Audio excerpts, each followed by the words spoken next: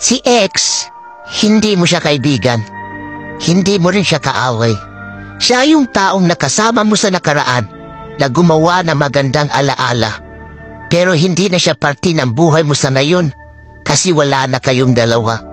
Pwede siya yung dahilan kung bakit nasaktan ka ng sobra-sobra. Pero siya naman yung rason kung bakit marami kang natutunan sa pag-ibig. Kaya kung babalik man siya ulit sa buhay mo at magpaparamdam ulit, it's your choice.